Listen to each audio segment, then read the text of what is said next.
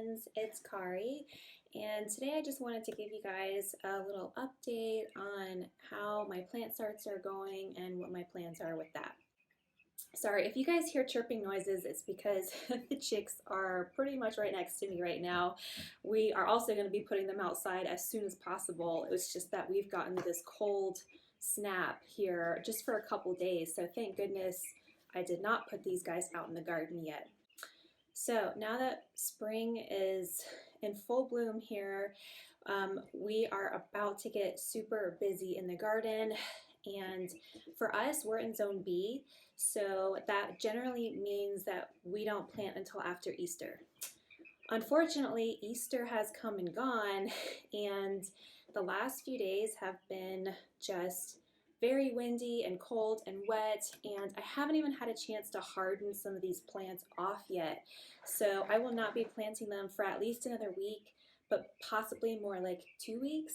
So but I just wanted to give you guys an update and let you know what kind of plants I'm growing and how they're doing so far, because I've done a kind of experiment this year. So the first thing I did differently this year was I started about 2 weeks early. So in the very first week of February is when I started these tomatoes, this first batch of tomatoes and peppers.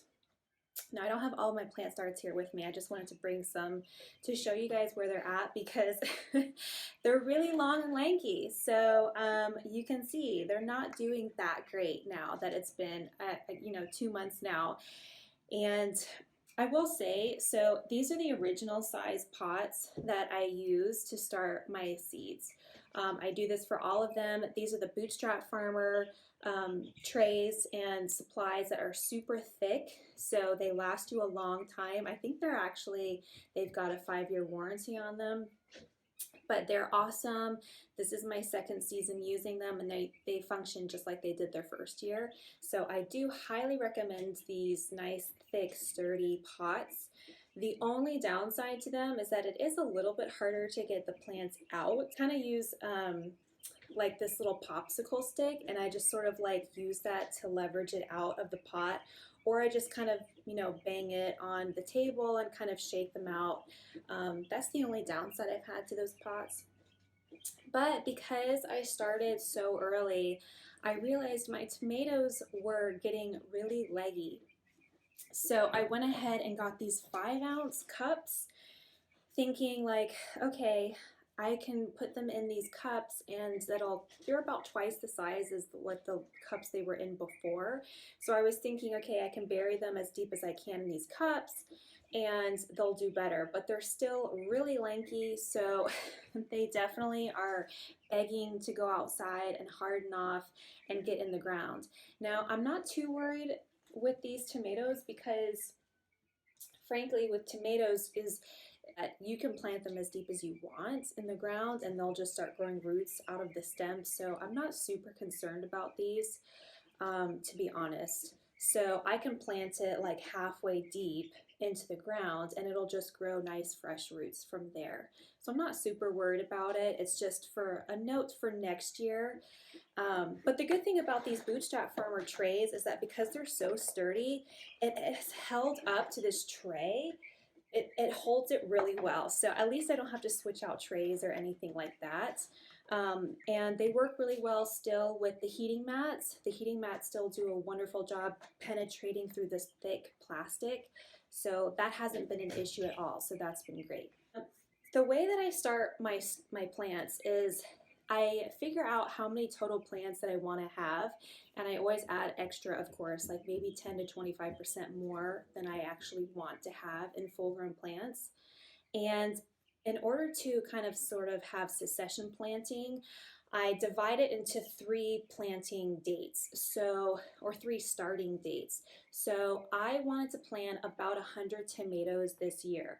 So the first planting, the first seeds that I started was in that first week of February, and I planted 25 of them, as well as the peppers. I didn't plant for 100 peppers, but I'll get to those in a minute. And then after 2 weeks, Then I go ahead and plant the bulk of the plants, so 50 tomato plants. And then another 2 weeks goes by and I'll plant the last 25 or so.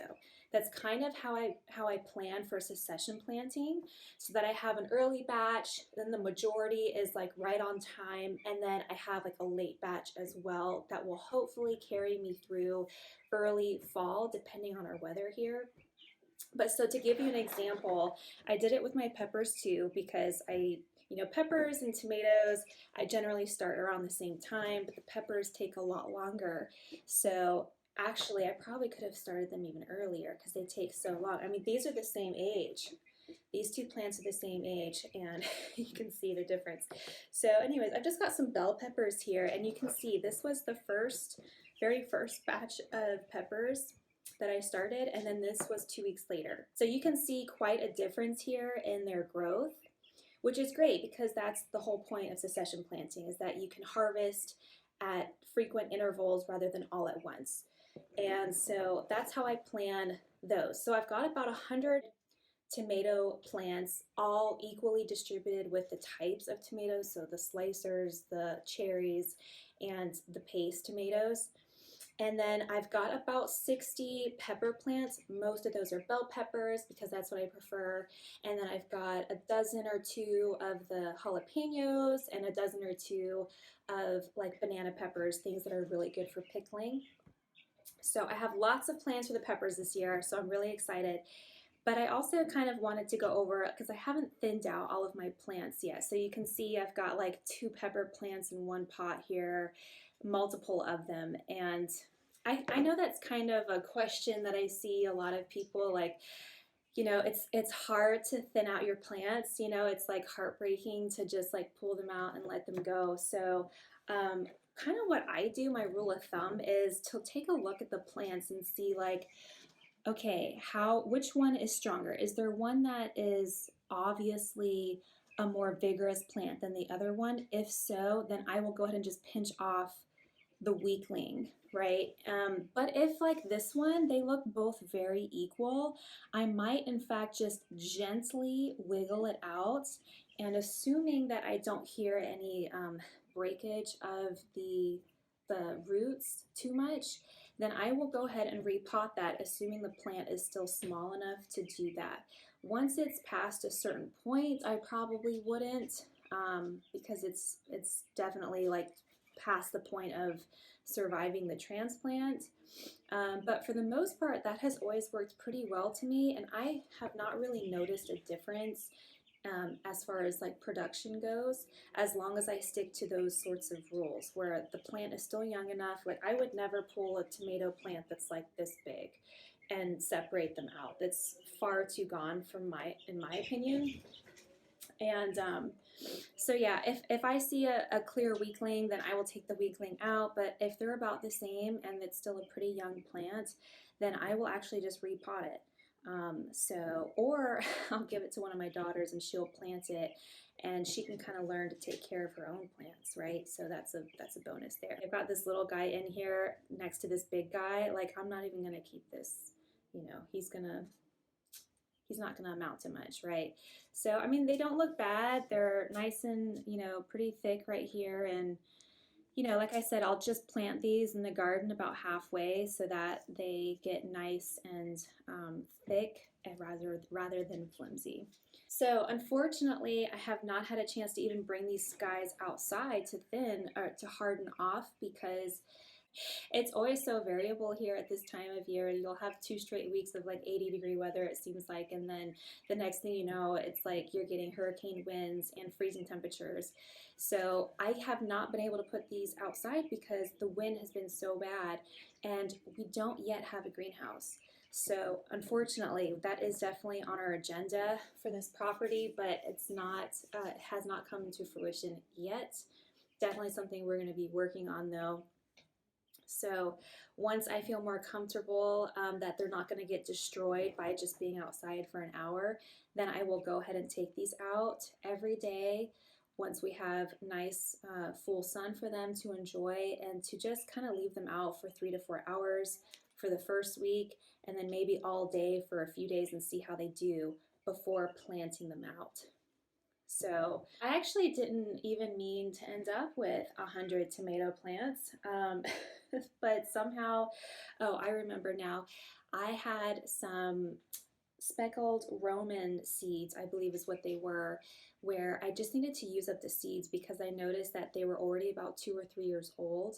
And I don't keep my seeds in the freezer. I just try and save new seeds every year from our garden. So I just wanted to go ahead and use up all of those seeds because I wasn't really going to want to use them next year.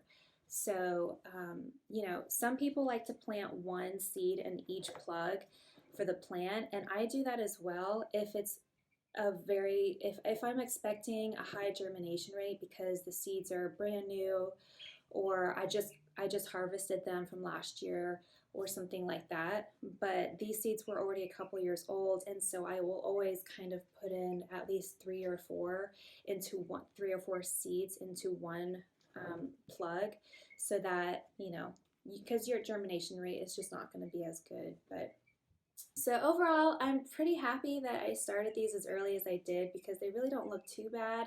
They do obviously need a little bit more light. I am giving them a liquid fertilizer. I have a video on that to show you what kind of fertilizer I use for my starts just to help them along. But I did notice when I repotted these in these 5-ounce cups, they did shoot up quite a bit. And now I'm kind of like wondering if I started too early with the tomatoes. The only way to find out is we put them in the garden and then we'll see how they do. If they thrive in the garden, and despite being leggy at the start. So I hope you guys enjoyed that little update. I hope that your plant starts are going great so far and that you can get them in the garden as soon as possible, because I am so excited for this season. I'm so ready. We're going to have a baby here soon, and then we're going to have a garden full of fresh fruits and vegetables again, so it's going to be so nice to have. I hope you guys enjoyed that. I'll see you guys next time.